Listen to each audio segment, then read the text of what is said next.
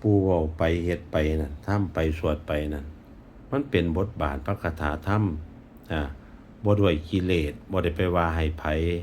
บ่ได้ว่าให้ผู้นั้นผู้นี้นะลูกเต้าหลานเหลนนะก็ต้องเข้าใจเด้บ่ได้ไปปรามาสผู้ใดเด้ฟังให้เป็นธรรมเบิ่งให้เป็นธรรมได้เฮาเรียนธรรมเด้อสุผู้สุคนบ่ได้เฮ็ดเล่นบ่ได้ทำเล่นบ่ได้เว้าวัตถุทีบทั่วแดนเด้มันเป็นบทบาทพระคาถาธรรมต่างสู่ต่างเรียนต่างเขียนต่างอ่านแม่นบ่คั่นน่ะลูกพ่อแม่เดียวกันก็ยังบ่เข้าใจกันผู้เป็นพระเป็นชีเป็นเถรเน้นชีอุปชฌาย์เดียวกันบวชนำกันก็ยังบ่เข้าใจกันต่างคนต่างคิดต่างทำเฮาเรียนคู่เดียวกันเฮาก็สิบ่เข้าใจกันดอกบางสิ่งบางอย่างนะทุกเพิ่นบ่ว่าดีมีเป็นจังว่าพี่น้องลุงป้าจังว่าหลานนะสมมุติเรียนใช้เว้าอันใดไปบ่ถือกิจบ่ถือแก่บ่ถือกิเลสโทรมาด่าข้อยโลด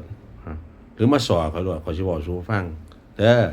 บ่ได้เว้าให้ผู้นั้นบ่ได้ปรามาสไผให้ตั้งใจเด้อลูกหลานเรียนศีลให้ได้ศีลเรียนธรรมให้ได้ธรรมเนาะ